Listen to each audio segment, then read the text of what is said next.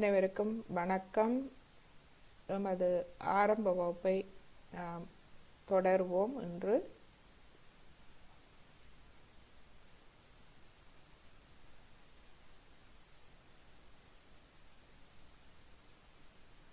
நாம் முற்றிலும் சிரமமின்றி இருந்தால் தியானம் சிறப்பாக செயல்படும்.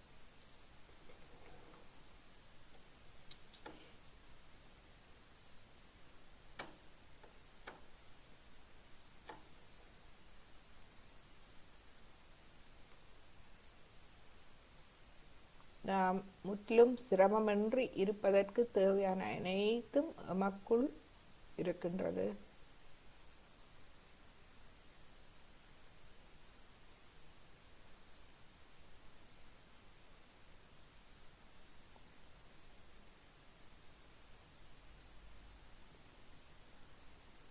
மைய நரம்பு தொகுதியில் நமது நாடிகள், சக்கரங்கள், அதில் இயங்கும் சக்திகள்,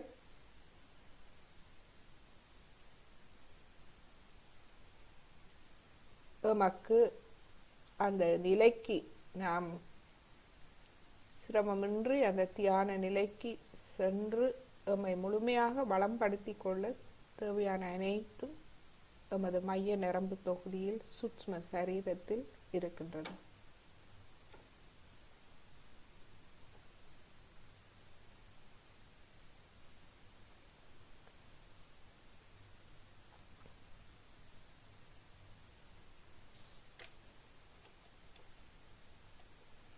எனவே நாம் சிறிது நேரம் அமைதியாக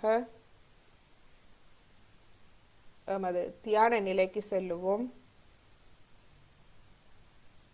தலை உச்சிக்குழி கவன பயிற்சி செய்யலாம். தலை உச்சிக்குழியை கவனிப்போம். தலை உச்சிக்குழி அந்த பிரம்மராந்திரம், அந்த ஓட்டை, தலையில் இருக்கும் ஓட்டை, அதை தளர்வடைய செய்வோம். நாம் நமது மனம், உடல் இரண்டும் ஆறுதல் அடையும் போது உச்சிக்குழி தானாக தளர்வடைகின்றது.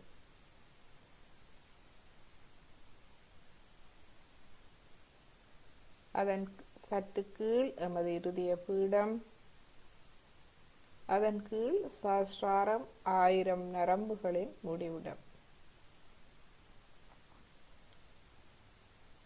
நாம் கவனிப்பது மட்டுமே. நாம் சிறிது நேரம் இந்த இடங்களை கவனிப்போம்.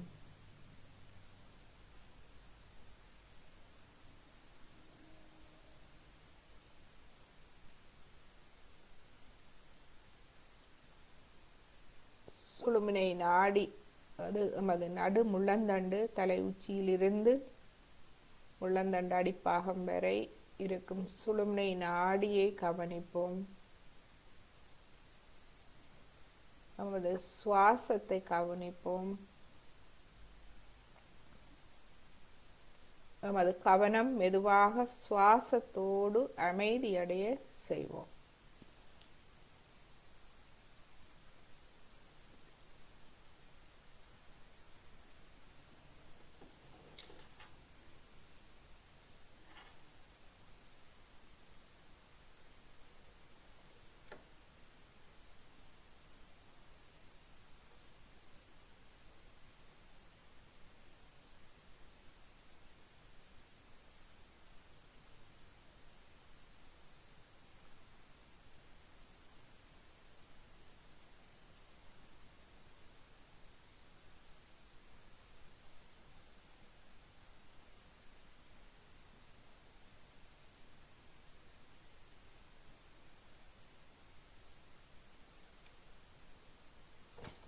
எமது கவனம் சுவாசத்தோடு சுழுமுனை நாடி வழியாக அமைதி அடைகின்றதா என்பதை கவனிப்போம்.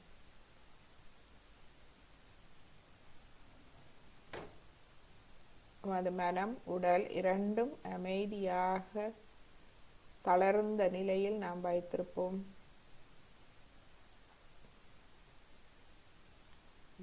இந்த இயற்கை சூரியனின் கதிர்களுக்கு தன்னை இலகுவாக வெளிப்படுத்தி சூரிய கதிர்களை பெற்றுக்கொள்கின்றது. அதுபோல் நாமும் எமது மனம், உடல் இரண்டையும் இலகுவாக வைத்து முழுமையாக எமது இருதயத்தை திறப்போம், மனதை திறப்போம். இந்த எங்கும் நிறைந்திருக்கும் இந்த இறை சக்திக்கு எம்மை வெளிப்படுத்துவோம். அது நாடிகள் சக்கரங்கள் அனைத்தையும் வெளிப்படுத்துவோம்.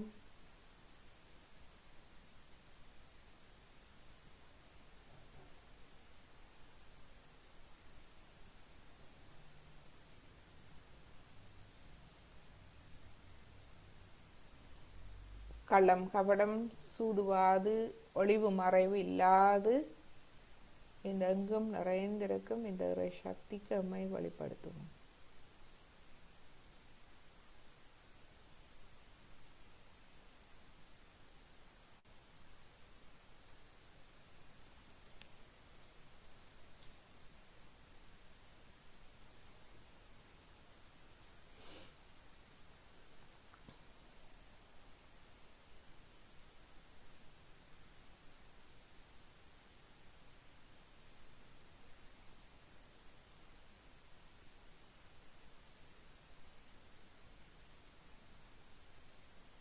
எமது தலை உச்சிக்குழி தளர்வடைகின்றதா என்பதை கவனிப்போம்.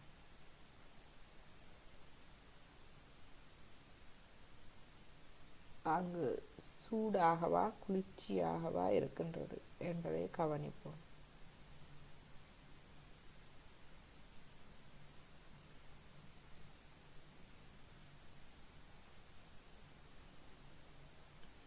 சுழுமுனை நாடியை ஒரு புல்லாங்குழல் போல் ஒரு வெற்று குழாய் போல் உணர முடிகின்றதா என்பதை கவனிப்போம். சுழுமுனை நாடி வழியாக ஒரு லேசான ஒரு உணர்வு, வெற்று குழாய் போல்.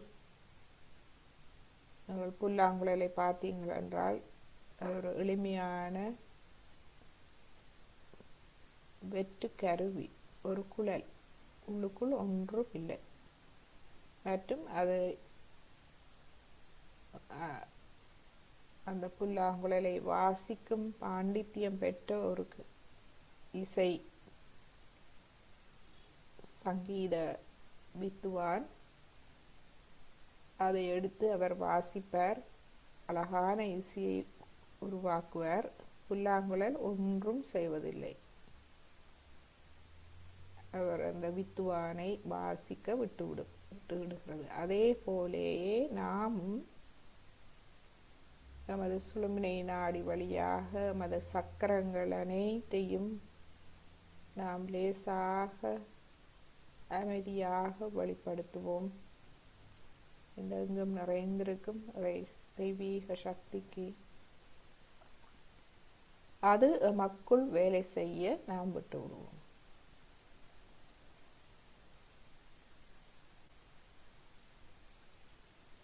எம்மை முழுமையாக தூய்மைப்படுத்த விட்டு விடுவோம்.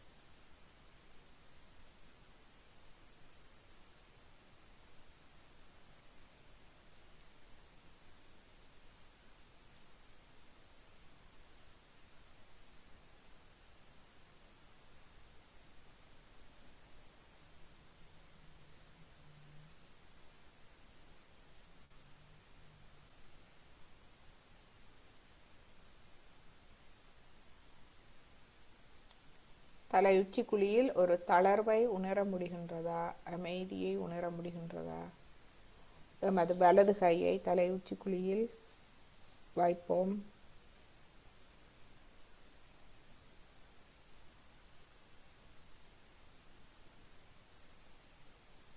தொடுகையை உணர முடிகின்றதா? உங்கள் கை, உள்ளம் கை தலை உச்சியில் அந்த தொடுகையை உங்களால் உணர முடிகின்றதா?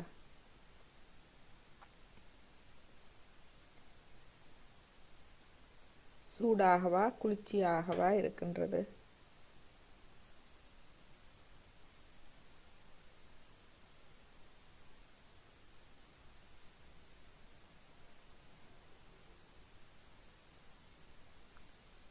எமது மனதில் இருக்கும் எண்ணங்கள், கவலைகள், பிரச்சனைகள், மன சோர்வு, மன அழுத்தம்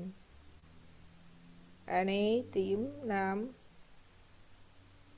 எம்மிடமிருந்து விலகிச் செல்ல மெதுவாக விட்டு விடுவோம்.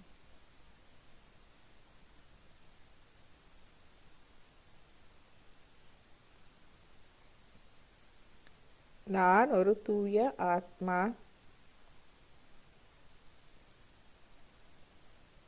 இந்த முழுமையின் ஓர் அங்கம் ஆவேன். நான் தனித்தவன் அல்ல. இந்த பரபிரம்மத்தின் ஓர் அங்கம் ஆவேன். இந்த பரபிரம்மே என்னை முழுமையாக கவனித்துக் கொள்கின்றது. அந்த விழிப்புணர்வு நமக்கு அவசியம். இந்த 2 விழிப்புணர்வும் அவசியம். நான் தூய ஆத்மா. நான் இந்த பரபிரம்மத்தின் ஒரு அங்கம், தனித்தவன் அல்ல.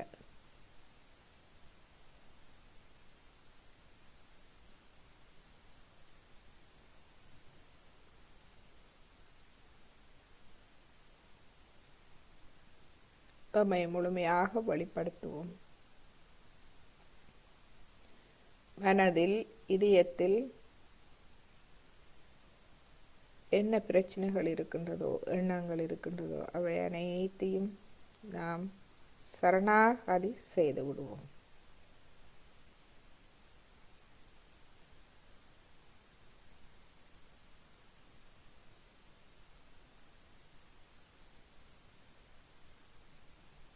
இப்பொழுதும் அது வலது கையை ஒரு 2 அங்குல உயரத்துக்கு உயர்த்தி கவனிப்போம்.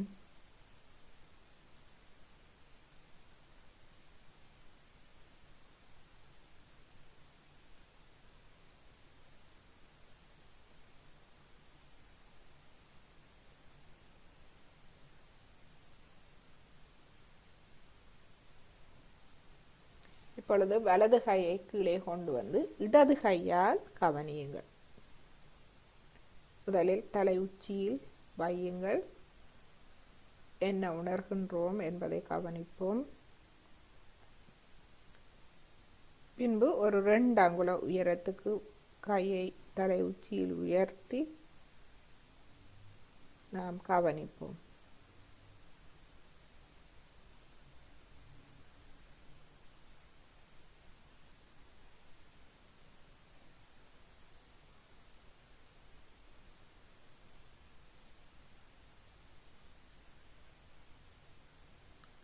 இப்பொழுது இரு கையையும் நமது இருதய மட்டத்தில் நன்றாக விரித்து வைப்போம். விரித்து வைத்து 10 விரல் நுனிகளையும் கவனிப்போம். நாம் செய்வது கவனித்தல் மட்டுமே.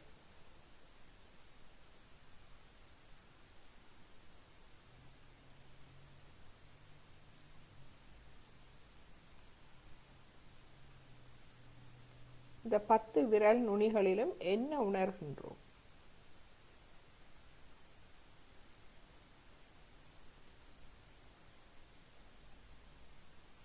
ஒவ்வொரு விரலாக கவனித்து பாருங்கள். அங்கு என்ன நடைபெறுகின்றது? என்ன உணர்வு கிடைக்கின்றது?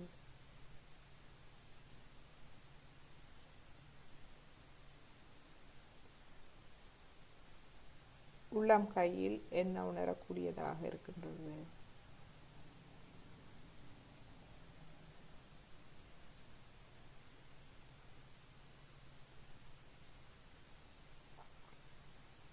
இப்பொழுது கையில் இருந்து நமது கைகள் கவனத்தை மேலே கை விரல் நுனிகளில் உள்ளம் கைகளில் இருந்து நமது தோல் மூட்டு வழியாக நமது விசுதி சக்கரத்துக்கு கொண்டு வருவோம். நமது கவனத்தை தொண்டையில் விசுதி சக்கரம், சுழுமுனை நாடி, கவனத்தை உள்முகமாக சுழுமுனை நாடி வழியாக கொண்டு வந்து நமது விசுதி சக்கரத்தை கவனிப்போம். அங்கு என்ன நடைபெறுகின்றது? விசுதி சக்கரத்தில் நீங்கள் கவனத்தை கொண்டு செல்லும் போது கைகளில் உணர்திறன் அதிகரிக்கின்றதா? கைகளில் உணர்திறனை கூடுதலாக உணர முடிகின்றதா?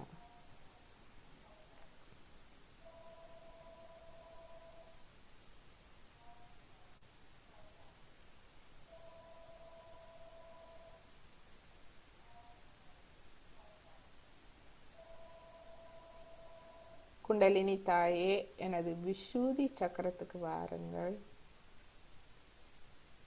அங்கு உங்களுடைய வருகையை நான் உணரச் செய்யுங்கள்.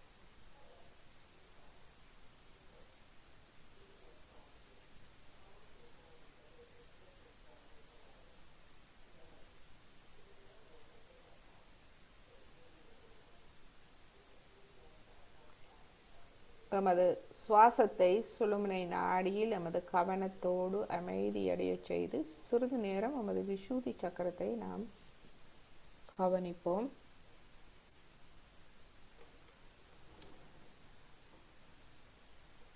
அதே நேரம் ஒரு 5 நிமிடம்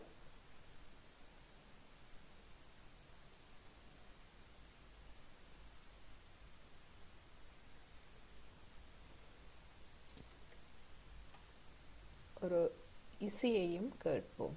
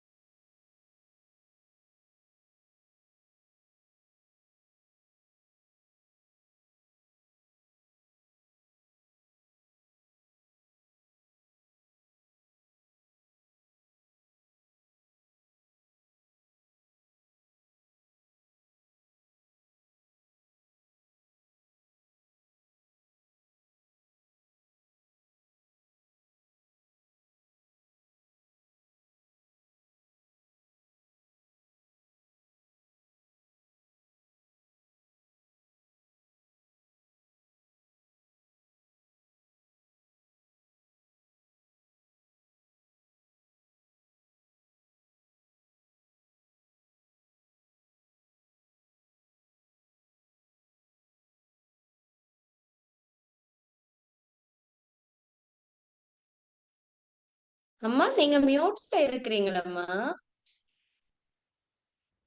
okay, sorry. Okay, so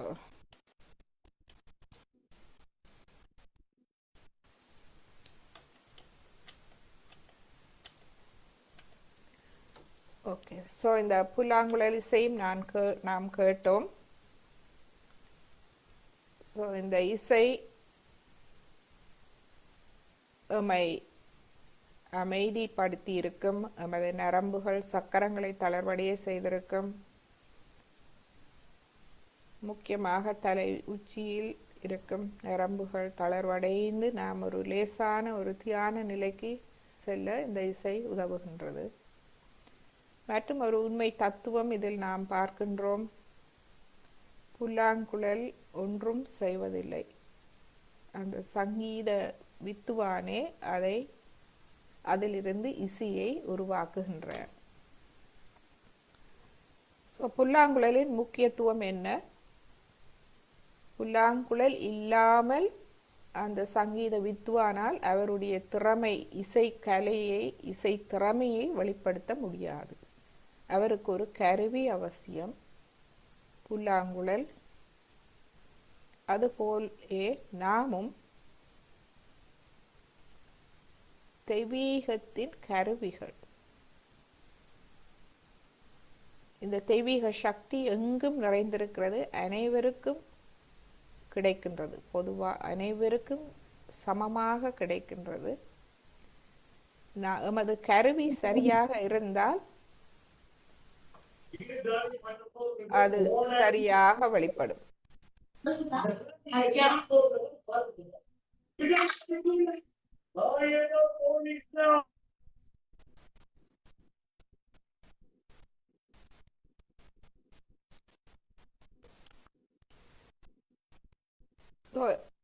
so நாம் சரியான ஒரு தெய்வீகத்தின் கருவியாக இருக்கும்போது மூலமாக அந்த தெய்வீக சக்தி வெளிப்படுகின்றது. அது மூலமாக வெளிப்படும் போது நாம் பெருமை அடைகின்றோம். புல்லாங்குழலின் பெருமை என்ன? அது ஒரு வெற்றுக்குழல், ஆனால் அதன் மூலம் இசை வருகின்றது. சங்கீத வித்வான் அந்த புல்லாங்குழல் இல்லாமல் இசையை உருவாக்க முடியாது. அதுவே அதனுடைய மகத்துவம். அதே போல்தான் நாமும் இந்த இறைவனின் கருவிகளாகும் போது மகத்துவம் அடைகின்றோம். நாம் இல்லாமல் இறை சக்தி தன்னை வெளிப்படுத்த முடியாது, மூலமாகத்தான் வெளிப்படுகின்றது. அதுவே எமது மகத்துவம்.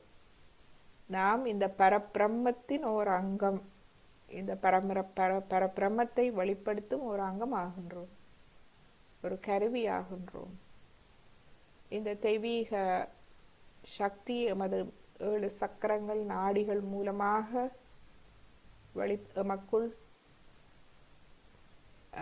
விருத்தி அடைந்து, எமது எண்ணங்கள், செயல்கள் தூய்மை அடைந்து நாம் ஒரு வெற்று கருவியாக,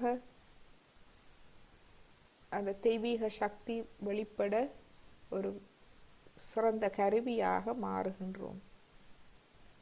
மாறும்போது நாம் மகத்துவம் அடைகின்றோம்.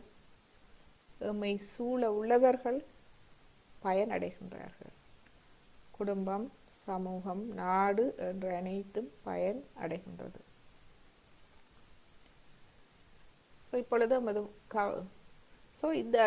இந்த தேவையான அனைத்தும் இயற்கையாகவே எமக்குள் கட்டமைக்கப்பட்டிருக்கின்றது.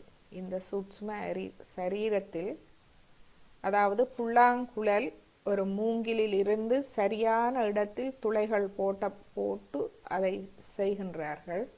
அதே போலவே எமக்குள்ளும் நாம் இந்த தெய்வீகத்தின் கருவியாக இருப்பதற்கு தேவையான அனைத்தும் எமது மைய நரம்பு தொகுதியில், இந்த சூட்சும சரீரத்தில் இருக்கின்றது.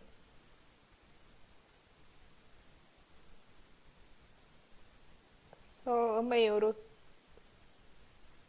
அகங்காரம், மமகாரம் இல்லாத ஒரு அமைதியான ஒரு தூய ஆத்மாவாக எம்மை நாம்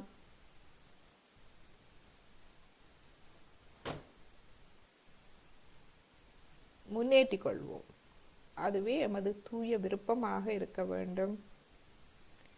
தூய ஆத்மாக்கள் நான் ஒரு தூய ஆத்மா, இந்த பரமாத்மாவின் ஒரு அங்கம் ஆவேன். பரமாத்மாவின் கருவி நான்.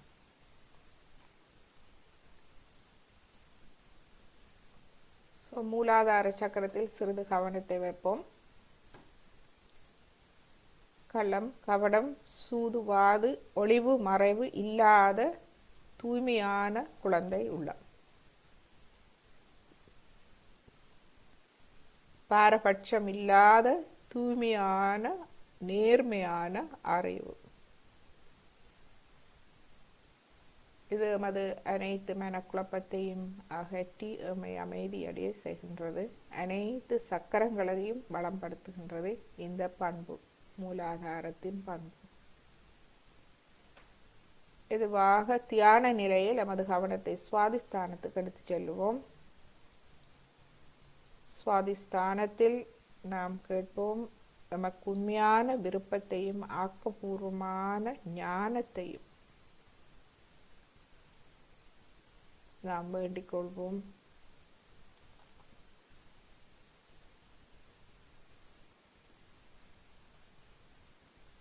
இந்த உண்மையான விருப்பம், ஆக்கப்பூர்வமான ஞானம்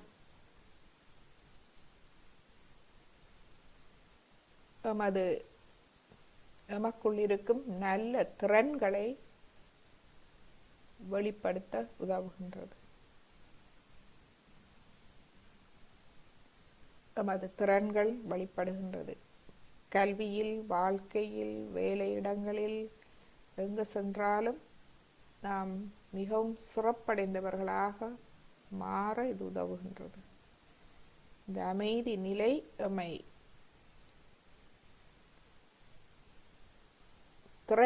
ஆற்றல் திறன் மிக்கவர்களாக மாற்றுகின்றது.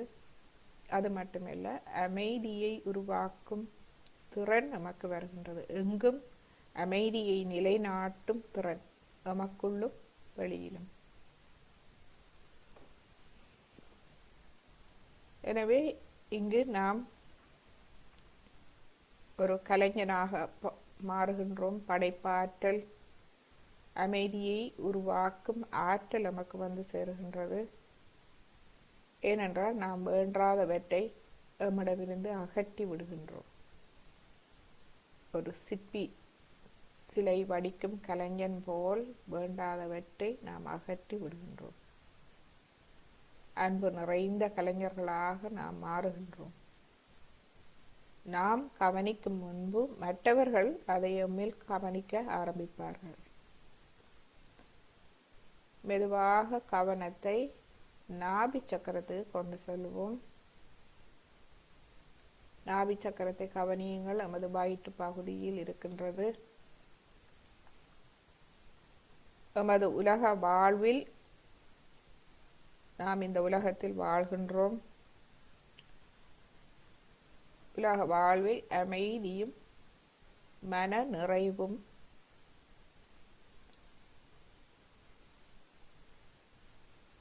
தரும் சக்தி மையம்.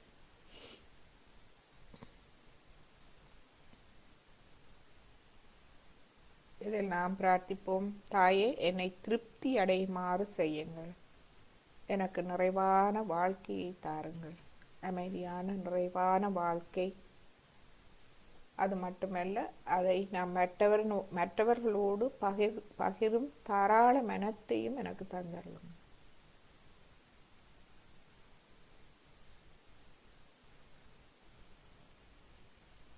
நாம் இந்த உலகத்தில் வாழ வேண்டும். நாம் எம்மை எதிர்கொள்ள வேண்டும். தப்பியோட கூடாது. இமயமலைகள் காடுகளுக்கென்று நாம் சென்றால் அது தப்பி ஓடுதல்.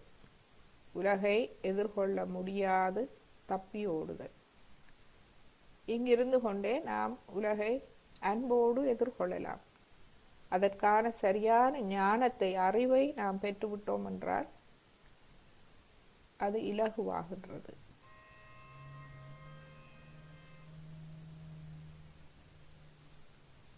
ஒரு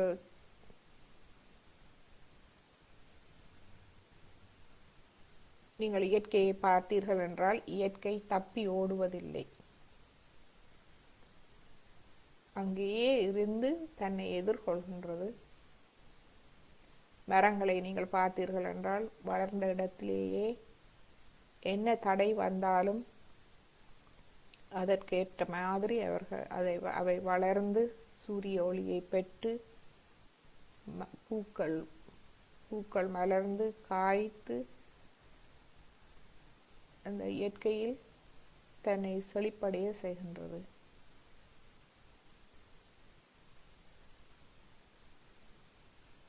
வேர்கள் கீழே போகும்போது கல்லுகள் வந்தால் அதை சுற்றி அதோடு சண்டை பிடிக்காது, அதை சுற்றி விலகிச் சென்று அந்த கல்லை தனக்கு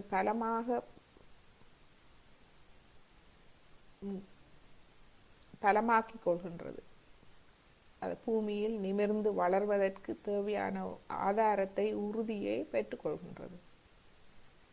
தாமரை நீங்கள் எடுத்தீர்கள் என்றால் சேற்றில் தான் வளரும். ஆனால் சேறு அவசியம். அது எங்கும் ஓடுவதில்லை.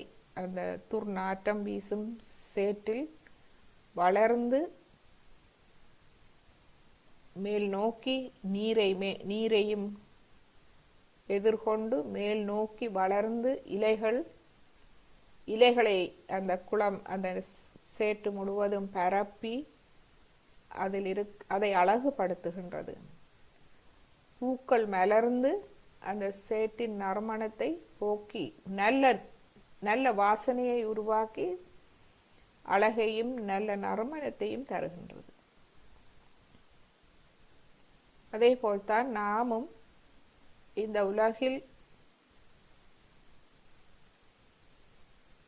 இந்த உலக சலனங்களில் ஈடுபடாது அவற்றில் இருந்து விலகி தூய்மையாக நாம் ஒரு தெய்வீக கருவியாக நாம் வாழும்போது நாம் எமக்கும் மற்றவர்களுக்கும் பயனுடையவர்களாக மாறுகின்றோம். எமது வாழ்வு நல்வாழ்வாக மாறுகின்றது. இது ஒரு இயற்கை நிகழ்வு. எவ்வாறு மரம் வளர்கின்றதோ, எவ்வாறு ஒரு தாமரை வளர்கின்றதோ, அதுபோல் ஒரு இயற்கை நிகழ்வு. அதற்கான சரியான ஞானத்தை நாம் பெற்றுக்கொண்டோம் என்றால் அது இலகுவாகின்றது. இந்த தியானம் மூலம் நாம் அந்த ஞானத்தை அனுபவ ரீதியாக நாம் பெற்றுக்கொள்வோம்.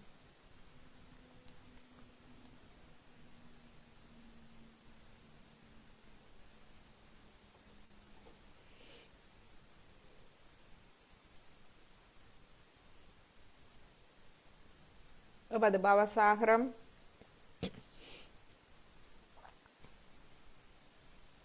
மிகவும் முக்கியமான ஒன்று. பவசாகரம் நானே எனக்கு குருவாக இருக்க செய்கின்றது. நானே என்னை முழுமையாக அறிந்து என்னை சீர்திருத்தம் செய்து என்னை முன்னேற்ற பாதையில் எடுத்துச் செல்வதற்கு தேவையான திறனையும் அறிவையும் தருமிடம் பவசாகரம். இந்த இடத்தில் எமது குருவின் உதவி எமக்கு தேவைப்படுகின்றது. ஒரு சரியான நல்ல ஒரு குருவின் மூலம் நாம் அந்த தகுதியை பெற்றுக்கொள்கின்றோம். நானே எனக்கு குருவாக இருக்கும் திறன். நானே எனக்கு குருவாக இருக்க செய்யுங்கள். தாயே, நானே எனக்கு குருவாக இருக்க செய்யுங்கள். எங்க குண்டலினி தாய் சக்தி நமக்கு உதவிக்கு வருகின்றார். நானே எனக்கு குருவாக இருக்கும் நிலைக்கு என்னை உயர்த்துகின்றார். அதாவது ஆத்மாவே எனது குருவாக வருகின்றது. அந்த ஆத்ம நிலையே அந்த குரு நிலையாகும். குண்டலினி தாய் சக்தியே எம்மை அந்த நிலைக்கு எடுத்து செல்கின்றார். அந்த குண்டலினி சக்தியை நாம் எவ்வாறு அறிந்து கொள்வது, எமது தாயை நாம் எவ்வாறு அறிந்து கொள்வது? ஸ்ரீ மாதாஜி அவர்கள் நமக்கு தேவையான ஞானத்தை தந்து எம்மை வழி நடத்துகின்றார்.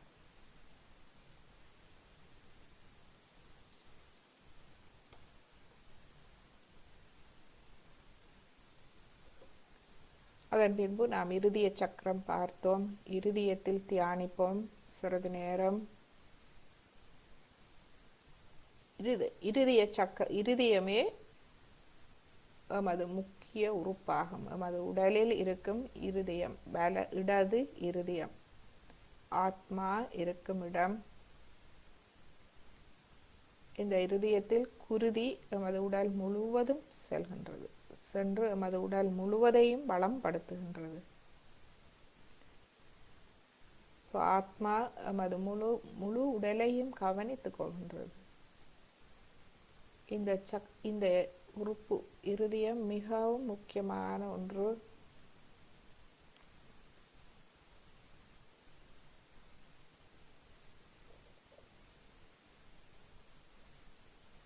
எமது இடது இருதயத்தில் நாம் எமது வலது கையை வைப்போம்.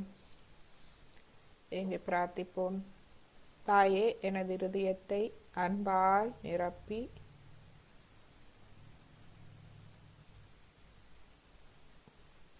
என்னை தெய்வீகத்தின் அன்பின் கருவியாக இருக்கச் செய்யுங்கள்.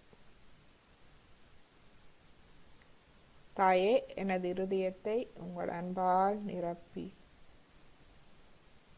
நான் தெய்வீகத்தின் ஒரு அன்பின் கருவியாக இருக்க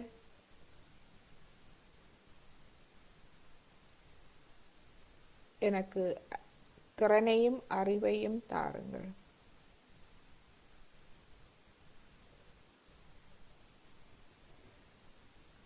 எனக்கு தூய்மையான, நேர்மையான, உண்மையான இருதயத்தை தாருங்கள். உங்கள் அருளால் நான் ஒரு தூய ஆத்மா, எனது ஆத்மாவை ஒளியூட்டி தாருங்கள்.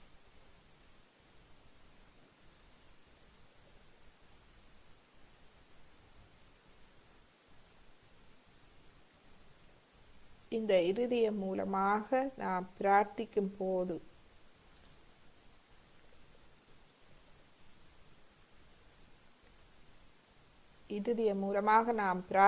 போது எம்மை நாம் அணுகலாம், தொடர்பு கொள்ளலாம். எம்மை நாமே எவ்வாறு தொடர்பு கொள்வது? இந்த இருதய மூலமாக, பிரார்த்தனை மூலம் நாம் எம்மை அணுகலாம்.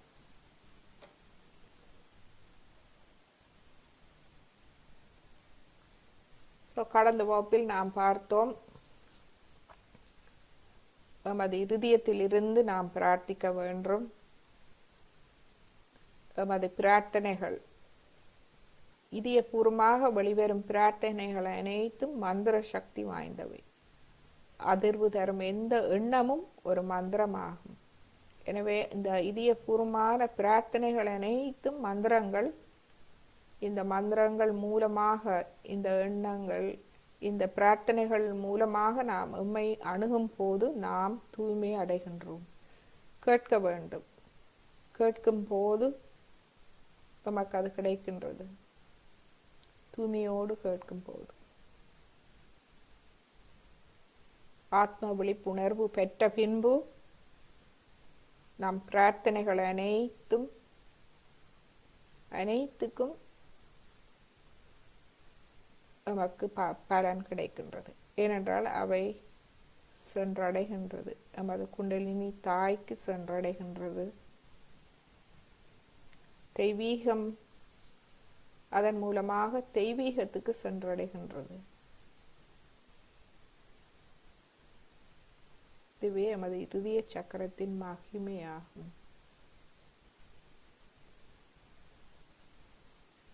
நாம் இறை சக்தியோடு தொடர்பு கொள்ளலாம். இறை சக்தியின் ஒரு அன்பின் கருவியாக இருக்க முடியும் இருதய மூலமாக.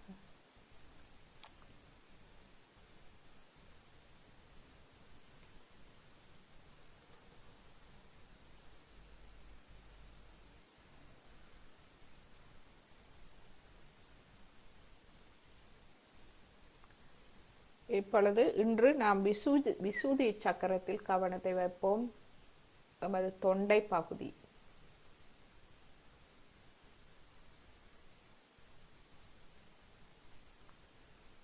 இந்த விசூதி சக்கரம் பயனுள்ள தொடர்பு, சமூக உணர்வு,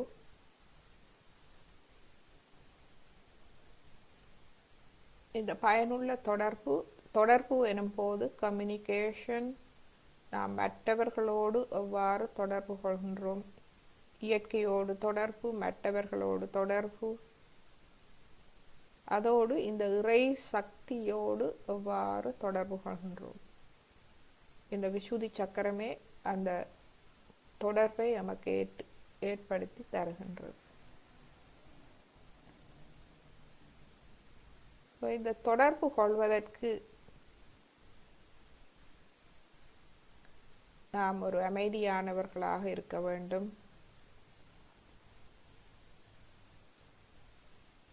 இந்த அமைதி கிடைப்பதற்கு நமக்கு தெரிய வேண்டும், நான் இந்த கூட்டு விழிப்புணர்விலே பரபிரம்மத்தின் ஒரு பகுதி, தனித்தவன் அல்ல, நான் பரபிரம்மத்தின் ஒரு பகுதி.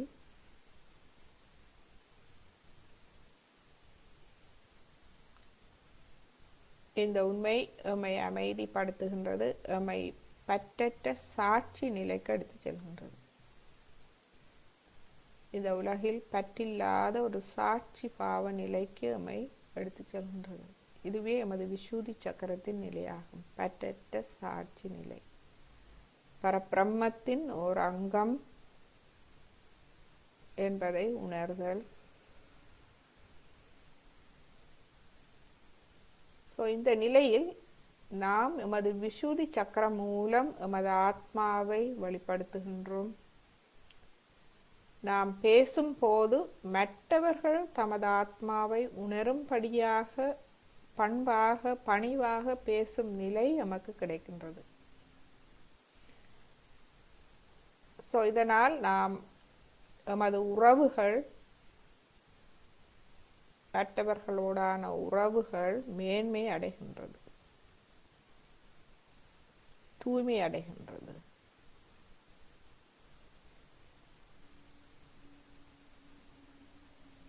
எமது குற்றம், அதாவது கடந்த காலம் நாம் செய்த தவறுகள் அனைத்தையும் விடுத்து நாம்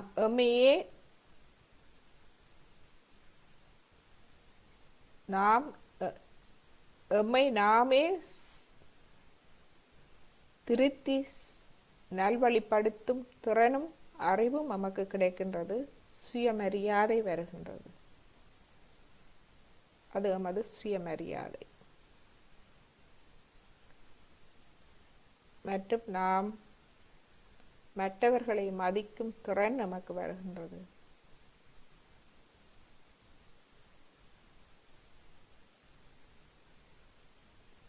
நமது பேச்சிலும் நடத்தையிலும் இனிமையும் உண்மையும் வெளிப்படுகின்றது. மற்றவர்கள் அவர்களுடைய ஆத்மாவை, நற்பண்புகளை உணரும் நிலை ஏற்படுகின்றது. அந்த விதமாக நாம் நமது பேச்சு நடத்தைகள் அமைகின்றது, வாழ்வு அமைகின்றது.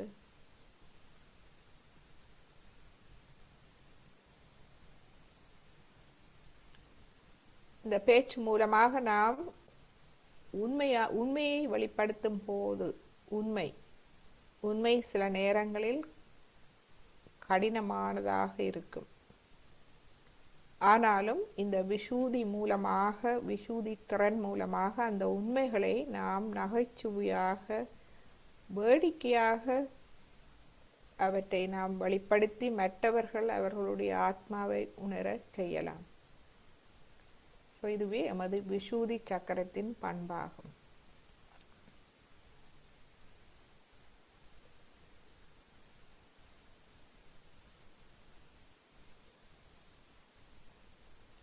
இது 16 இதழ்களை கொண்டது. இது ஆகாய தத்துவம். கைகளில் ஆள்காட்டி விரல். நாம் பேசும்போது ஆள்காட்டி விரலை காட்டி பேசுகின்றோம்.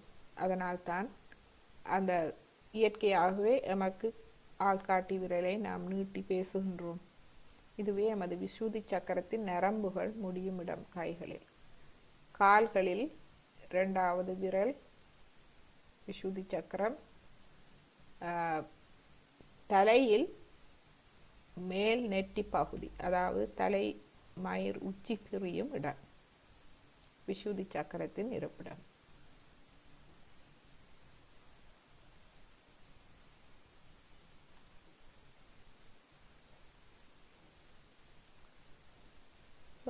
சிறிது நேரம் விசுதி சக்கரத்தில் தியானிப்போம்.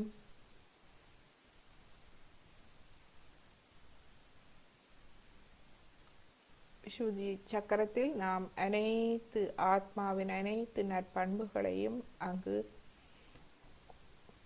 ஒளியூட்ட வேண்டிக் கொள்வோம். குண்டலினி தாயே, எனது விசுதி சக்கரத்துக்கு வாருங்கள். வந்து எனது விசுதி சக்கரத்தின் அனைத்து நற்பண்புகளையும் ஒளியூட்டி தாருங்கள். குண்டலினி தாயே, தங்களுடைய வருகையை நான் உணரச் செய்யுங்கள். குண்டலினி சக்தி நமது விசுதி சக்கரத்துக்கு வரும்போது விசுதி சக்கரத்தில் நாம் குளிர்ச்சியை உணரலாம்.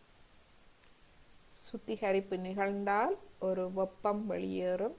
வெப்பத்தை வெளியேற விட்டுவிடுங்கள். அதன் பின்பு நாம் அந்த குளிர்ச்சியை உணரலாம். குண்டலினி தாயே, எனது விசுதி சக்கரத்தின் 16 இதழ்களையும் ஒளியூட்டி எனது விசுதி சக்கரத்தை முழுமையாக வளம்படுத்தி தாருங்கள்.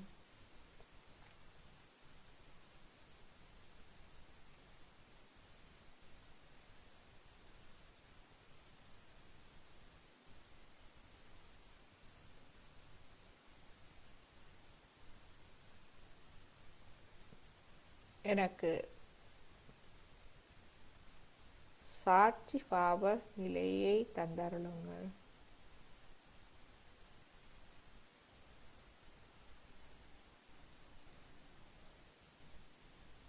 என்னிடமிருந்து அனைத்து குற்ற உணர்வுகளையும் நீக்கி நான் என்னை எதிர்கொள்ளும் திறனை எனக்கு தந்தருளுங்கள்.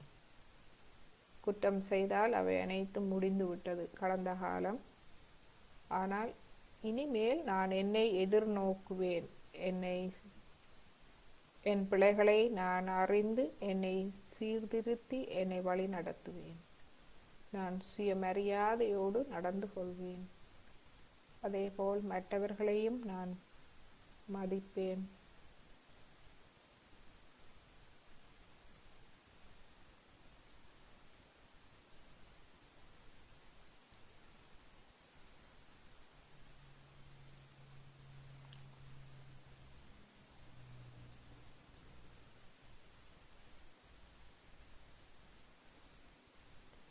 நான் எனது அகங்காரம் புகழ்ச்சியால்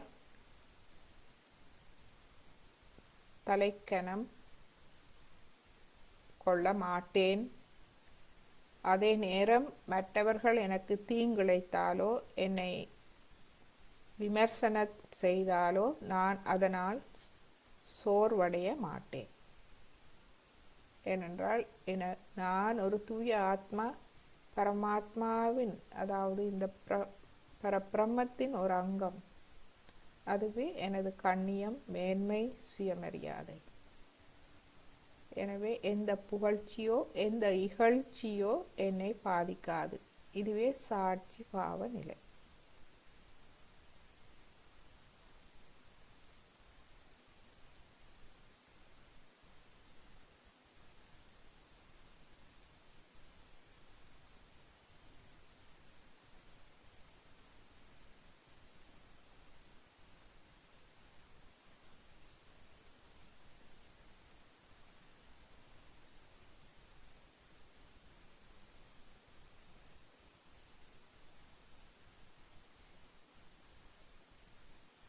இந்த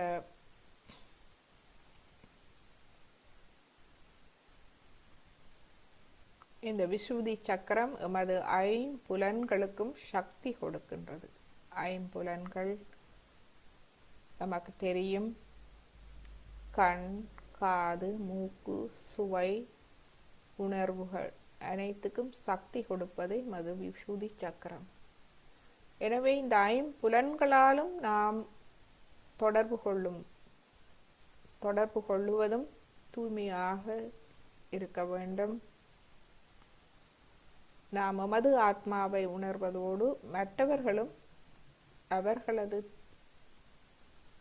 நற்பண்புகளை உணரும்படியாக இருக்க வேண்டும்.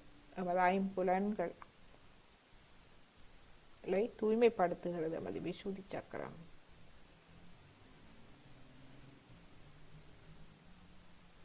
நமக்கு கூட்டு விழிப்புணர்வை தருகின்றது.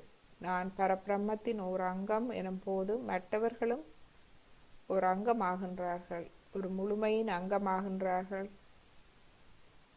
ஒரு ஒருமையின் அனுபவம், உலக விடயங்களில் பற்றில்லாத நிலை,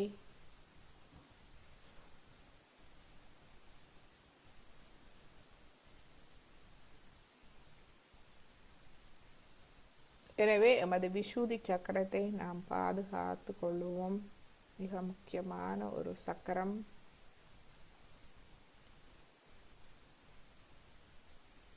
குற்ற உணர்வு, சுயமரியாதை குறைவு இவற்றை தவிர்த்து கடுமையாக பேசுவது, சாபமிடுவது, அதிகமாக பேசுவது, முன்கோபம், ஆதிக்க உணர்வு இவை எமது விசுதி சக்கரத்தை பாதிக்கின்றது. புகைப்பிடித்தல், மது பாதிக்கின்றது. சளி தொந்தரவு வரும்போது எம்மைக்கு நாம் கவனித்து கொள்ள வேண்டும் விசுதி சக்கரத்தை.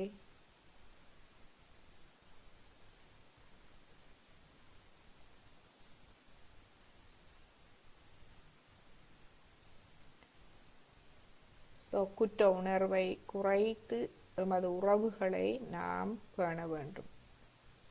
குடும்பத்தில் சகோதர சகோதரி உறவுகள், மற்றவர்களுடான உறவுகளை நாம் தூய்மையாக அமைதியாக பேணிக்கொள்ள வேண்டும். பழி சொல்வது, குறை காணுவதை நிறுத்தி மற்றும் ஒரு மோசமான மனநிலையில் நாம் செல்வதை நாம் நிறுத்த வேண்டும். ஏனென்றால் நாம் இப்பொழுது அந்த நிலைக்கு போக தேவையில்லை. நான் ஒரு தூய ஆத்மா, ஆத்மாவின் கண்ணியத்தையும் மேன்மையையும் உணர வேண்டும் என்பதே எமது கவனத்தில் எப்போதும் இருக்க வேணும். தற்புகழ்ச்சி கூடாது. மற்றும் விசுதி சக்கரத்தை நாம் கவனித்துக் கொள்வோம். உடல் ரீதியாக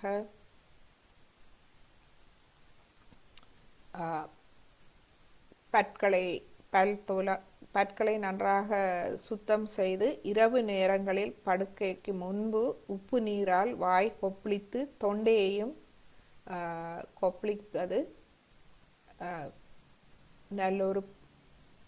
நல்லொரு பயிற்சி. விசுதி சக்கரத்துக்கு அது நன்றாக உதவும் உடல் ரீதியாக. மற்றது துளசி தேநீர் அல்லது ஓம தேநீர் நல்லது.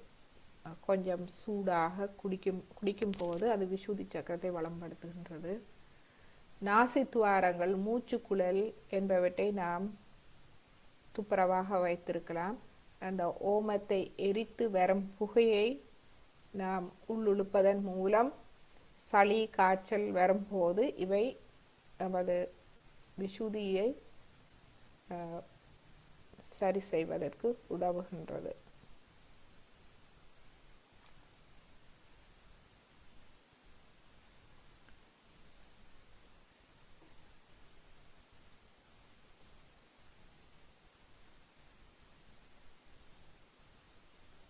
மற்றும் எமது பேச்சு நடத்தை, நாம் பேசும் போதும் எமது நடை உடை பாவனை அனைத்தும் ஒரு பண்பு நிறைந்த அமைதி நிறைந்ததாக இருக்க வேண்டும். எந்த விதத்திலும் மற்றவர்களை ஆதிக்கம் செலுத்துவதாக இருக்கக்கூடாது. போட்டி பொறாமை எமது விசுதி சக்கரத்துக்கு எதிரான ஒன்று.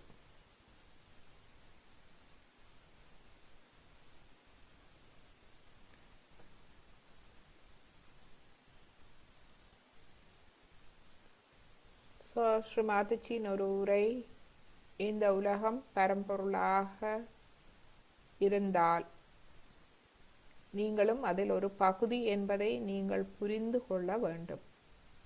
எனவே இந்த பகுதி விழித்தெழுந்து அவர்கள் இந்த முழுமையின் ஒரு பகுதி என்று உணர வேண்டும். அதனால்தான் நான் உங்களுக்கு சகயோகத்தை வழங்கியுள்ளேன். சகயோகம் மூலமாக நான் ஒரு தூய ஆத்மா என்பதை அறிந்து கொண்டோம் மற்றும் நான் இந்த பிரபஞ்சத்தின் பரபிரம்மத்தின் ஓர் அங்கம் என்பதை உணர வேண்டும். இந்த ரெண்டு உண்மைகளையும் நாம் உணர வேண்டும். தியானம் மூலமாக எமது வாழ்வின் ஒவ்வொரு அம்சத்திலும் நாம் அந்த மாற்றங்களை உணரும் போது எவ்வாறு தெய்வீகம் நமக்கு உதவி செய்கின்றது என்பதை நாம் உணரும் போது நமக்கு அந்த அந்த தன்னம்பிக்கை, தெய்வீக சக்தியில் நம்பிக்கை உண்மையாக கிடைக்கின்றது. விசுதி சக்கரத்துக்கு நல்ல ஒரு உதாரணம் புல்லாங்குழல், சாட்சி பாவ நிலை, கருவியாக இருக்க மட்டுமே. நாம் தெய்வீகத்தின் ஒரு கருவியாக இருத்தல் மட்டுமே. அதனால் மகிமை அடைகின்றோம். புல்லாங்குழல் மகிமை அடைவது போல். புல்லாங்குழல் ஒன்றும் செய்வதில்லை, தன்னை சரியாக அமைத்து விட்டால் சரி. ஒரு வெற்றுக்குழல் போல் இருக்கின்றது. சரியான இடத்தில் துளைகள் போட்டு சரியாக அமைத்து விட்டால் சரி. நாம் அவ்வாறு அமைக்கப்பட்டிருக்கின்றோம் ஏற்கனவே.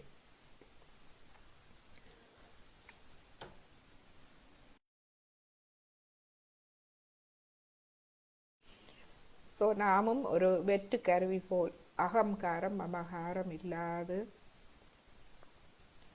ஒரு ஆத்மா, பரபிரமத்தின் பரமாத்மாவின் ஒரு அங்கமாக நாம் இருக்கும்போது தெய்வீக சக்தி மூலமாக வெளிவந்து எம்மை மகிமைப்படுத்துகிறது, எமது வாழ்வை மகிமைப்படுத்துகின்றது.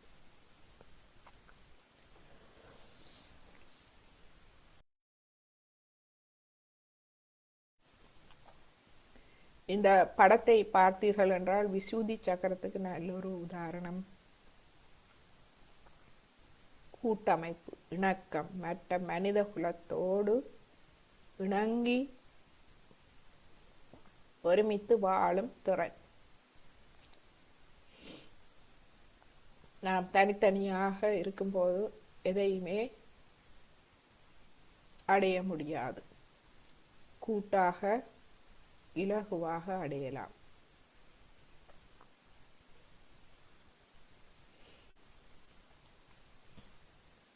மற்றும் விசுதி சக்கரம் தெய்வீகத்துடனான தொடர்பு. எவ்வாறு நாம் தெய்வீகத்தோடு தொடர்பு கொள்கின்றோம்?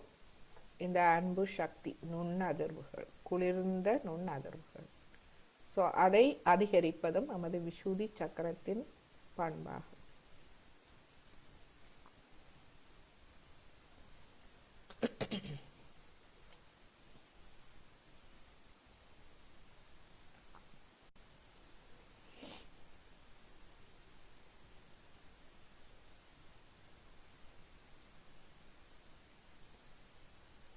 இப்பொழுது கொஞ்ச நேரம் தியானியுங்கள். தியான நிலைக்கு செல்ல முடியாது இருப்பவர்கள் இன்று தயவு செய்து உங்களுக்கு என்ன பிரச்சனை, தியான நிலைக்கு செல்ல முடியாது, உங்கள் மனதில் என்ன தடுக்கின்றது என்பதை நீங்கள் சொல்லுங்கள். அல்லது என்ன உணர்வு, அதாவது பிரமராந்திரம், தலை உச்சி குழி திறக்கின்றதா, ஒரு மனதில் ஒரு அழுத்தம் இல்லாது லேசாக, அவ்வாறு எங்காவது பிரச்சனை இருந்தால் நாம் அதை சரி செய்து இன்று அதன் பின்பு நாம் ஸ்ரீ மாதாஜியின் உரைக்கு செல்லலாம்.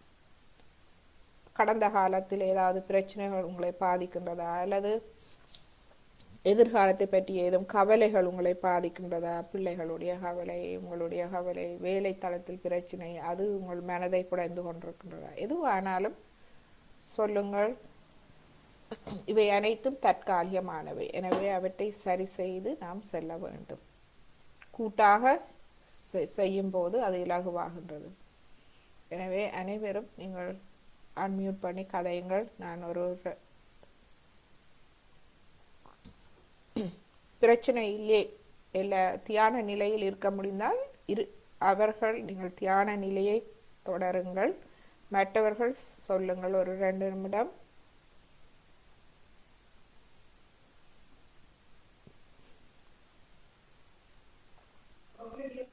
மேடம் சொல்லுங்க லக்ஷ்மி.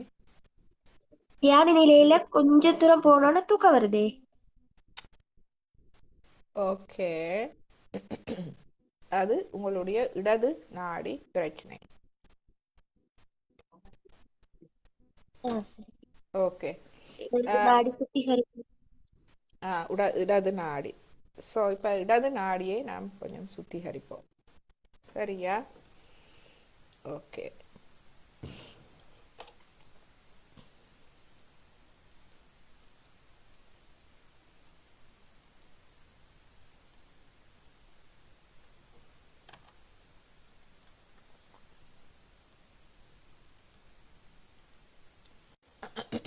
ஒரு மெழுகுதிரி இருந்தால் உங்கள் இடது கையில் ஒரு மெழுகுதிரி வையுங்கள். இடது கையை நோக்கி வலது கையை பூமியில் வைப்போம்.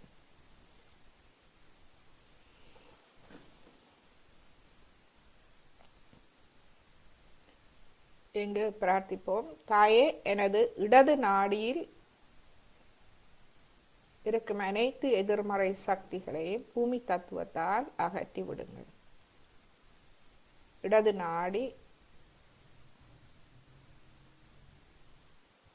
நாடியில் இயங்கும் சக்தி எனது தூய விருப்பம், மன சக்தி. குண்டலினி தாயே, எனது இடது நாடியில் வந்து எனது தூய விருப்பத்துக்கான இச்சா சக்தியையும் மன சக்தியையும் அதிகரித்து தாருங்கள். எனது இடது நாடியை முழுமையாக தூய்மைப்படுத்தி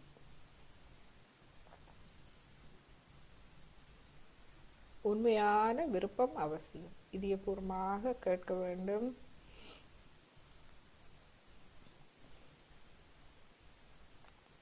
கவனியுங்கள், இடது நாடியை கவனியுங்கள். இடது கையில் உள்ள அனைத்து விரல் நுனிகள் உள்ளம் கையை கவனிப்போம். பிரமராந்திரம் கவனியுங்கள். தளர்வடையை விட்டு விடுவோம்.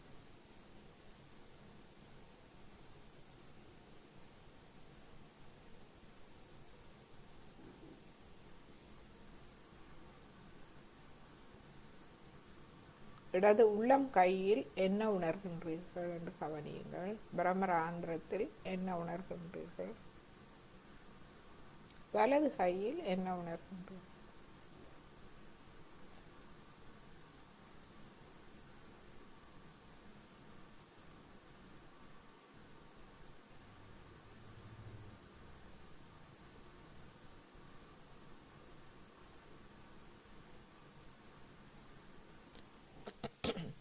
தாயே, எனது மன சோர்வை அகற்றி விடுங்கள்.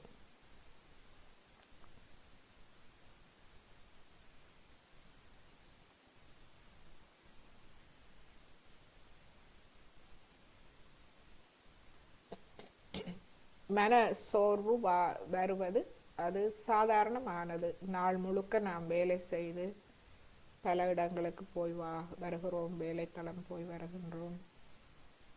ஸோ தூக்கம் வருவது, மன சோர்வு வருவது சாதாரணமானது. ஆனால் அதை நாம் சமநிலைப்படுத்திக் கொள்ளலாம். தாயே, எனது இடது நாடியை தங்கள் அன்பால் நிரப்பி எனது உண்மையான இச்சா சக்தியையும் மன சக்தியையும் அதிகரித்து தாருங்கள். எனது மனச்சோர்வை அகற்றி விடுங்கள். என்னை தியான நிலைக்கு எடுத்துச் செல்லுங்கள் தாயே.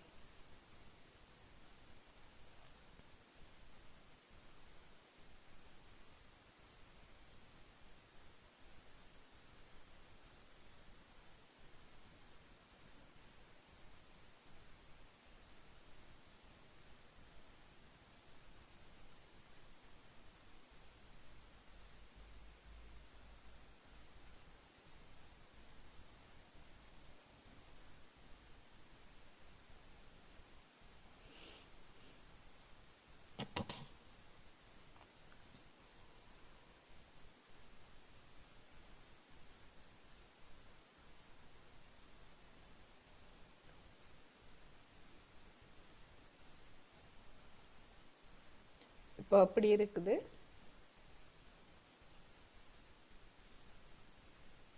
இப்ப தூக்கம் இல்ல மேம்.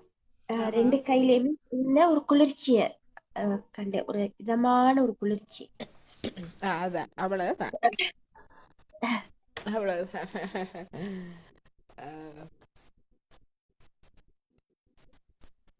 மத்தபடி இன்னைக்கு உச்சித்தலை குளிர்ச்சியா தான் இருந்துச்சு. சூடு நான் உணரல.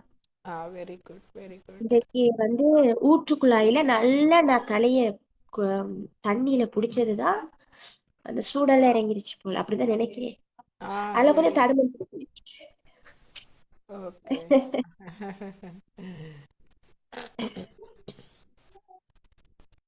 Okay, very good, very good. மற்றவர்கள்? ஸோ இப்போ நாங்கள் உப்பு நீர் சுத்திகரிப்பும் செய்வோம். எல்லோரும் உப்பு நீரில் கால்களை வையுங்கள். ஒரு வலது நாடியையும் ஒரு சிறிது நேரம் சுத்திகரித்த பின்பு ஸ்ரீ மாதாஜியின் உரையை கேட்போம்.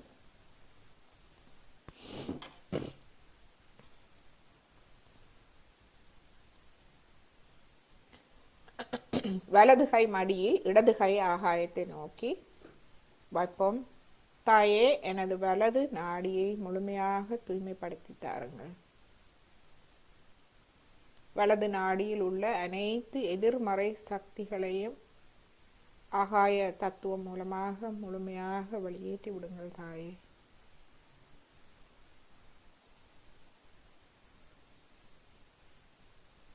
எனக்குள் இருக்கும் அகங்காரம், கோபம், அழிவுகரமானவை, ஆத்மாக்கு எதிரானவை அனைத்தையும் என்னிடமிருந்து அகற்றி விடுங்கள் தாயே. எனது வலது நாடியில் தூய்மையான கிரியா சக்தி, பிராண சக்தியை அதிகரித்து தாருங்கள். தூய்மையடைய செய்யுங்கள் தாயே. எனது கவனத்தை தூய்மையடைய செய்யுங்கள்.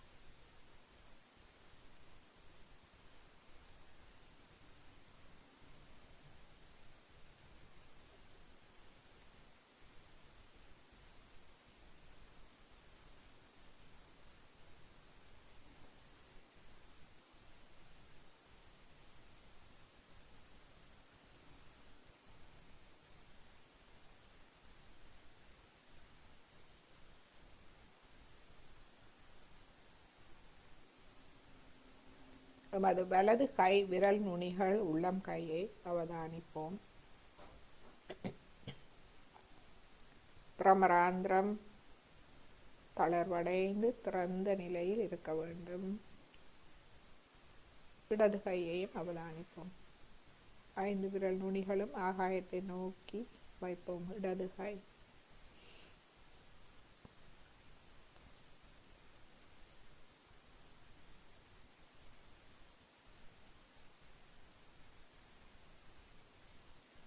இந்த பிராணசக்தி நமது மூச்சு, நமது சுழுமுனை நாடியில் கவனத்தோடு அமைதியடைய செய்வோம்.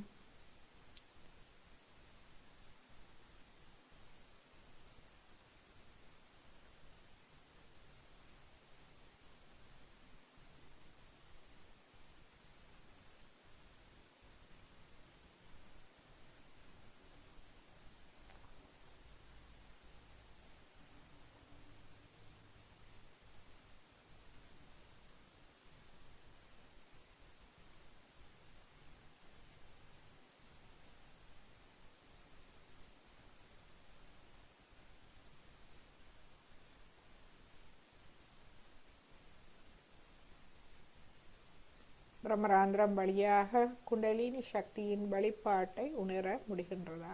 குளிர்ச்சியாக.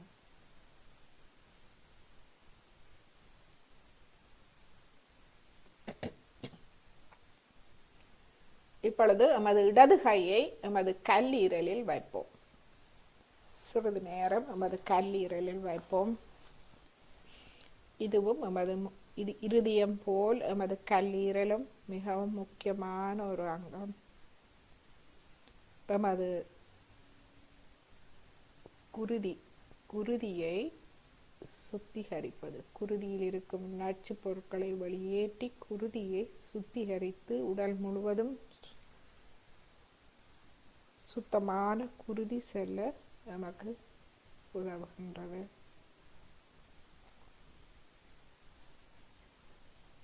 நமது கவனத்தை சுத்திகரிக்கின்றது. குண்டலின் தாயே, எனது கல்லீரலுக்கு வாருங்கள். எனது கல்லீரலின் அனைத்து தொழிற்பாடுகளையும் சீரமைத்து தாருங்கள். கல்லீரலில் உங்கள் வருகையை நான் உணரச் செய்யுங்கள். குளிர்ச்சியாக நான் உணரச் செய்யுங்கள். எனது கல்லீரலின் வெப்பம் முழுவதையும் அகற்றி எனது கல்லீரலை குளிர்ச்சி அடைய செய்யுங்கள்.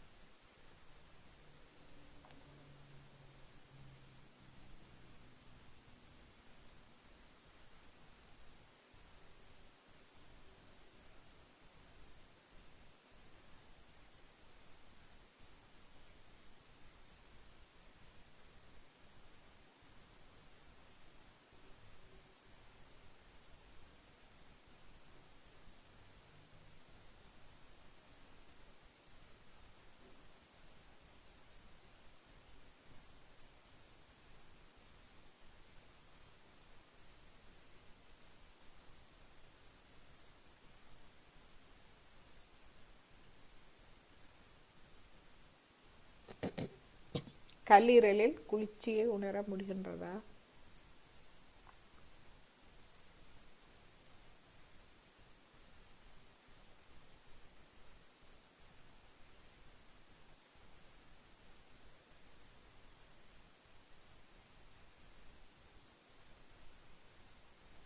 வலது கையில் நன்றாக குளிர்ச்சியை உணர முடிகின்றதா? பிரமராந்திரம் திறந்திருக்கின்றதா? தளர்வடைந்து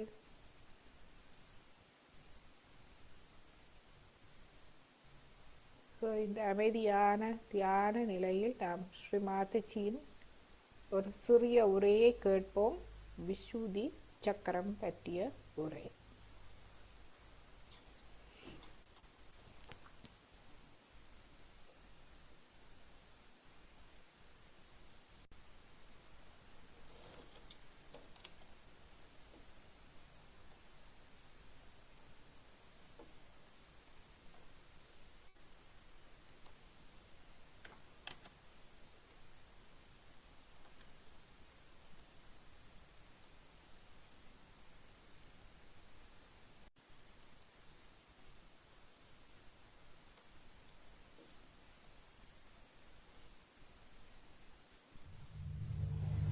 So when we talk of communications, first of all, the greatest thing is the communication between human beings.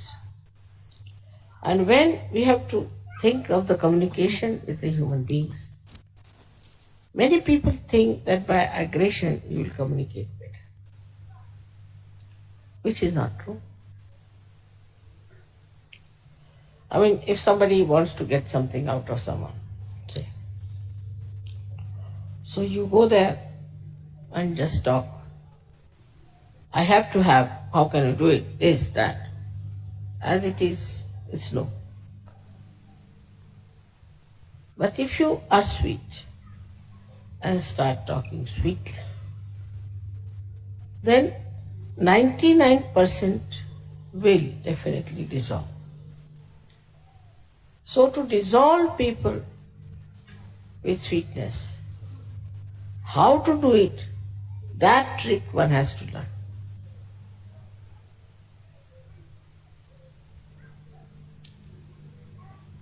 how with sweetness you can dissolve people. This is one of his special qualities, that you talk to someone in such a manner, genuinely, in a very sweet manner, and the problem between you and that person will be dissolved. Absolutely. Now there are many tricks. How to talk to someone is one of the biggest things one has to learn.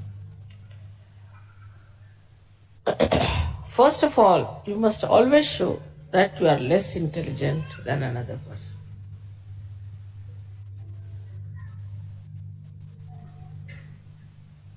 Like I'm talking to scientists, I will say, I'm sorry, I don't know any science, No good for scientists. So they feel, oh, very good.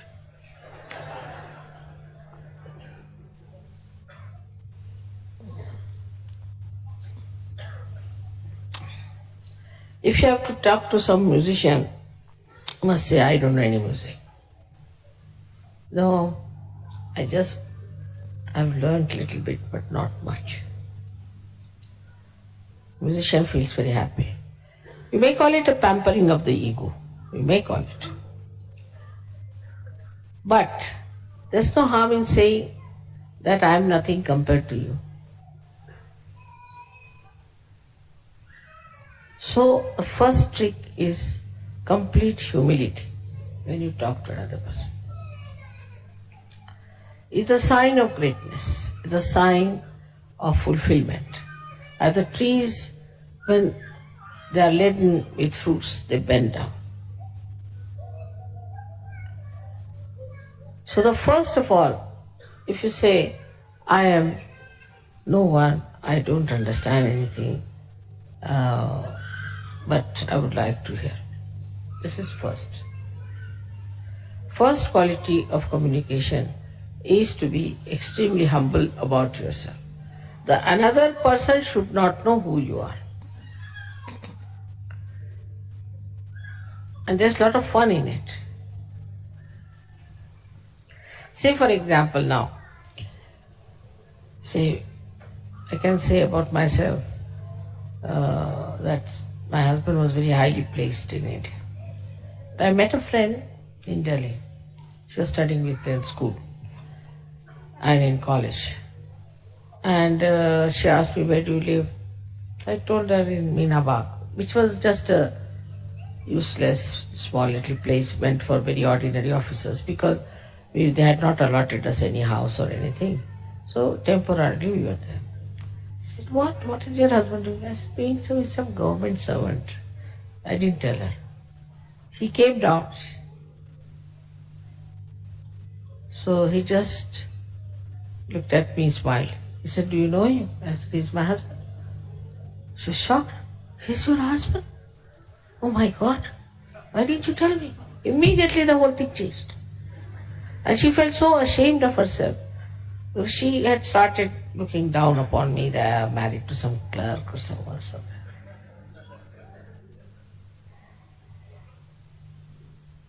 So the best thing is to play down.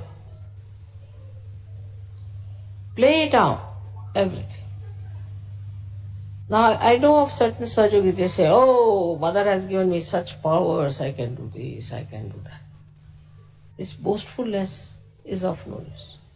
I haven't got any powers, you see. I just am a Sajogi, that's all. But if you want, I can try.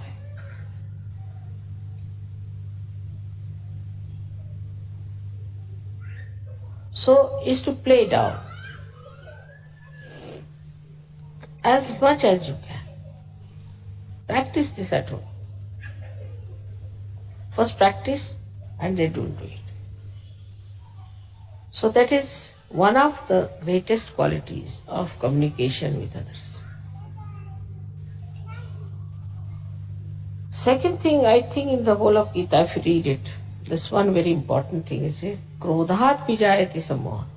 See, among all the worst things that we have, according to him, we have 6 enemies. But in Gita, he started with Krodha. He said, starts with Krodha, with anger. If you have anger within you, then you are not a master at all. There's no need for a master to get angry because he can play about. He can make you dance like this. What is the need to lose your temper? But that mastery, if you don't have of handling people, then after 5-6 minutes of talk, your voice starts raising and a sort of something starts barking. Because that temper is still inside you burning. But for a master, there should be no temper. No need. He has started with Krodha, that with the Krodha all problems start. From one to another to another to another. So we should watch out if we are angry people. Anger comes from Vishuddhi.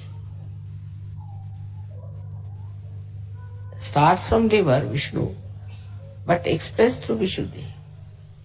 Face becomes red, eyes become red. From the mouth, you start saying all kinds of horrible things, and the whole expression becomes so different when you are angry. So this anger is to be seen. Where is it? Within us, where is it, this anger? Liver? All right, I'll put it right. So to master it, you have to face yourself clearly. Many people have seen, people say, Mother, this lady is such a hot-tempered woman, she's so dominating. She does this, she does that.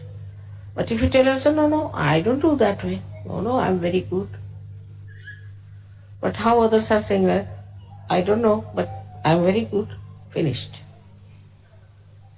If somebody is saying that, then you watch yourself.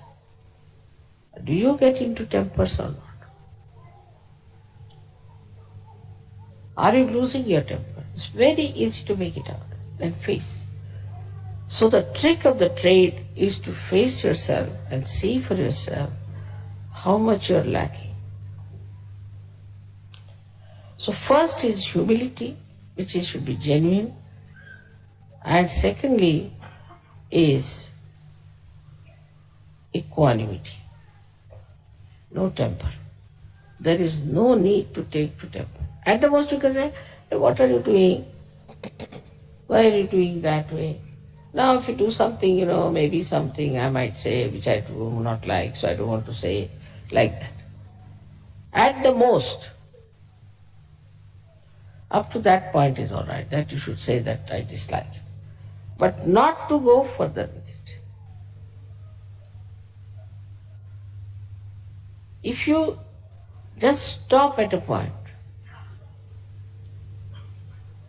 then this habit of getting into temper will go away. This arrogance will go away. Which has to go? This arrogance has to go, this temper has to go, and then you will be surprised, you will feel very much relieved. Because this anger, once it comes in, reacts and catches your left Vishuddhi, and you become guilty. You feel very bad. Why I said so? I should not have said. So Vishuddhi is finished. Left Vishuddhi means it's a headache. It goes on accumulating like a storehouse there, all your anger, temper, whatever you have. And this left Vishuddhi catches. And you know the problems of left Vishuddhi. So if you get angry with someone, don't feel guilty. But go before the mirror and slap yourself nicely twice. Now you get angry with yourself. Let me get angry. Then stand before the mirror. Shoot, like that. In the same manner as you get angry, try to act. See, you never feel guilty. Or maybe more angry would be better. So you empty out your left Vishuddhi. Next time you won't do it. But feeling guilty means you'll again repeat and repeat and repeat the same thing. So this temper is expressed by men differently and women by differently. And I'm very much worried about the women sometimes because they take to water power. Then I'm lost. But those who have ego too much cry much more. That's the sign. I've seen. If you say anything to them, immediately they start crying. Because already the left Vishuddhi is there full, like a full balloon. When you touch them, it becomes water. But men, their temper is different style, as you know very well. That when they get angry, they might fight with each other, box everyone, and then settle down nicely and have something to drink. Let us have it out, you see, they'll say. Take out. But women don't. They keep it there. And once they keep it, then it becomes tears. It starts coming down. So these are just tears out of joy, happiness, that's different. Or out of feelings for others. But it's not that. But it's tears just to impress another person that you are very sad or something.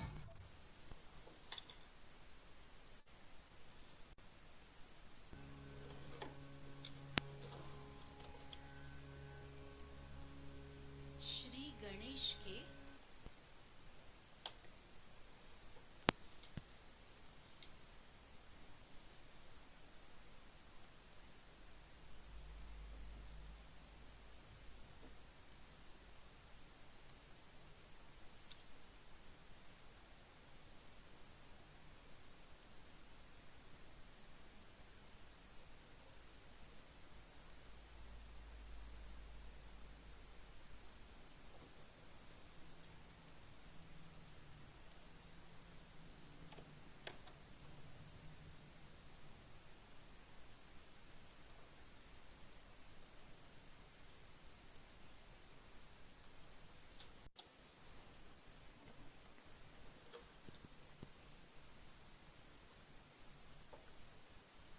மீண்டும் ஒரு சிறிது நேரம் நமது விஷுதி சக்கரத்தில் கவனத்தை போடுவோம்.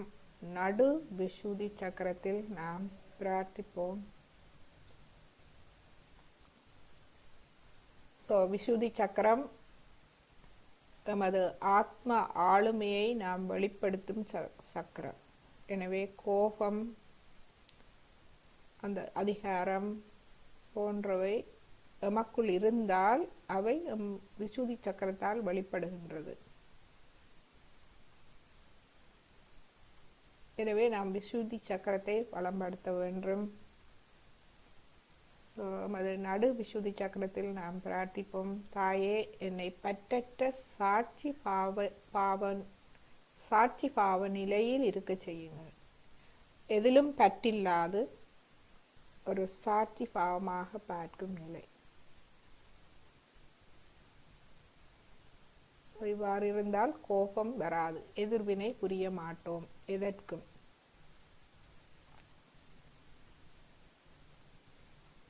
தாயே, என்னையும் பரபிரம்மத்தின் ஒரு அங்கமாக, ஒரு பகுதியாக மாற்றுங்கள்.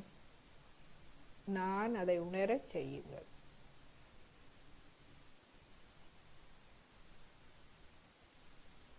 இப்பொழுது நமது வலது கையை இடது விஷுதி சக்கரத்தில் வைப்போம்.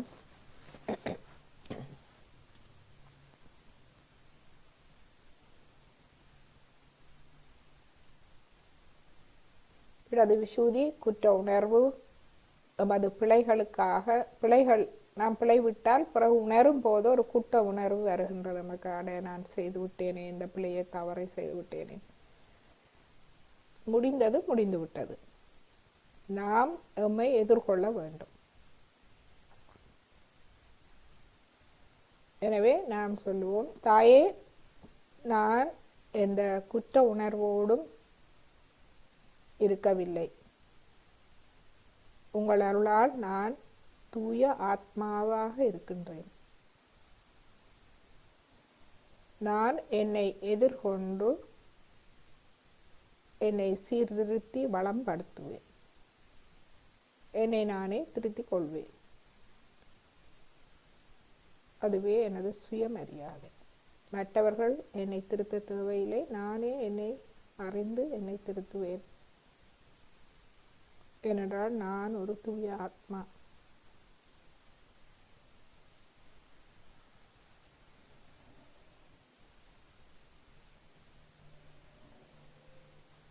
இப்பொழுது எமது வலது கையை மடியில் வைத்து இடது கையை வலது பக்க விசுதி சக்கரத்தில் வைப்போம். கழுத்தும் தோள் மூட்டும் சந்திக்கும் இடத்தில்.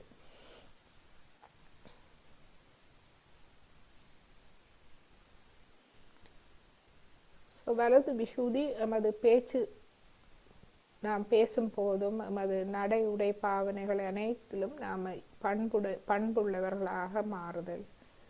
இதில் நாம் பிரார்த்திப்போம். தாயே,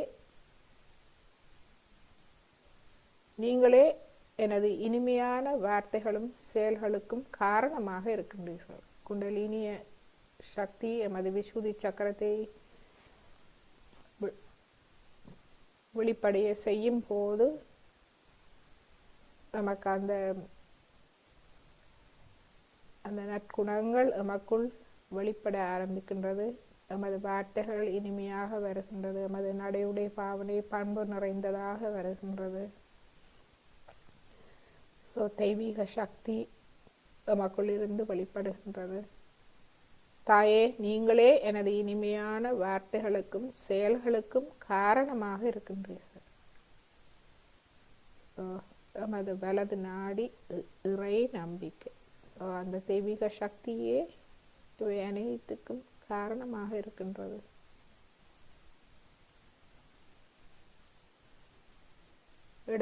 இடது பக்கம் தன் நம்பிக்கை, வலது பக்கம் தெய்வீக சக்தியில் நம்பிக்கை.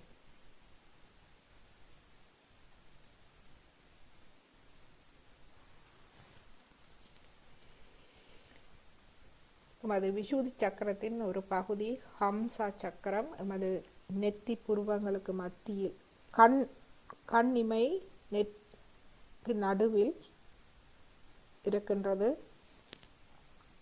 இது நமக்கு பொது அறிவை தருகின்றது. காமன் சென்ஸ், பொது அறிவு, பொது ஞானம்.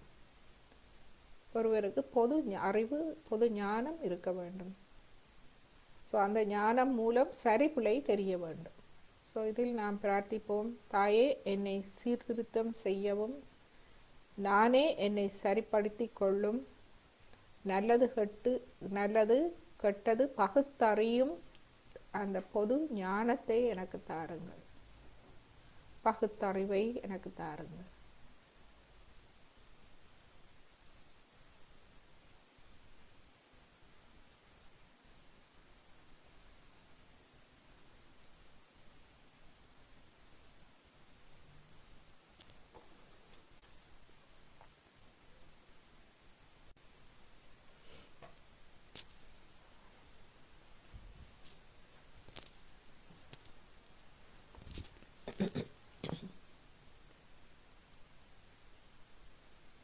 இப்பொழுது நாம் நமது குண்டலினி எண்ணெயை எழுப்பி கவசம் இட்டு இன்றைய தியானத்தை முடித்துக் கொள்வோம். முதலாவது தடவையாக மெதுவாக எடுத்து சென்று நன்றாக மேலே கொண்டு சென்று ஒரு முடித்து போட்டுக்கொள்வோம். கை மெதுவாக கீழே கொண்டு வருவோம். மூலாதாரம், சுவாதிஷ்டானம், நாபி, பவசாகரம், இருதயம், விசுதி, ஆக்யா, சஹஸ்ரார. கீழே கொண்டு வருவோம். மூன்றாவது தடவை மெதுவாக ஒவ்வொரு சக்கரமாக எடுத்துக்கொண்டு வந்து விசுதி, ஆக்யா, சஹஸ்ரார 3 தடவை போட்டுக்கொள்வோம். 1 2 3. கைகளை இருதய மட்டத்தில் வைப்போம். 10 விரல்களையும் ஆகாயத்தை நோக்கி வைப்போம்.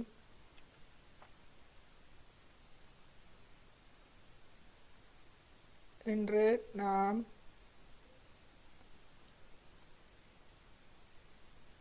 நமக்குள் ஒளியூட்டப்பட்ட அனைத்து ஆத்மாவின் ஆளுமைகள், நற்பண்புகள் அனைத்தும் இந்த தெய்வீக சக்தி நுண்ணதிர்வுகளாக, குளிர்ந்த நுண்ணதிர்வுகளாக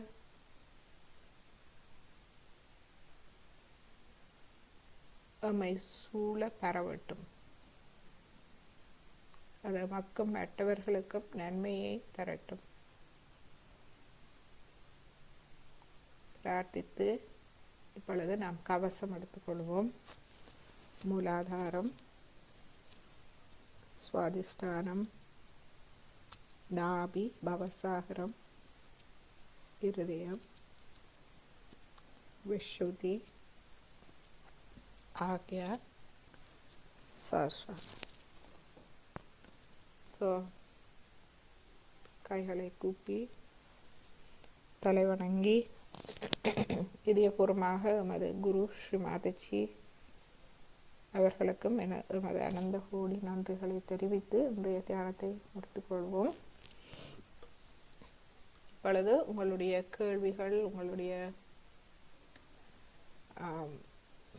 அனுபவங்கள் பகிர்ந்து கொள்ள விரும்பினால் நீங்கள் அன்மியூட் பண்ணி கதைக்கலாம். மற்றும் ஃபேஸ்புக்கில் இணைந்திருப்பவர்கள் நீங்கள் chat மூலமாக நம்மோடு தொடர்பு கொள்ளலாம்.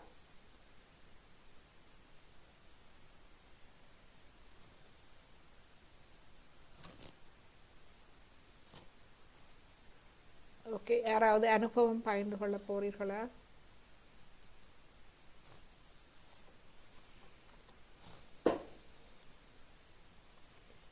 விஜயா சக்தி, நீங்க இந்த பெயர் புதுசாக நான் பார்க்கின்றேன்.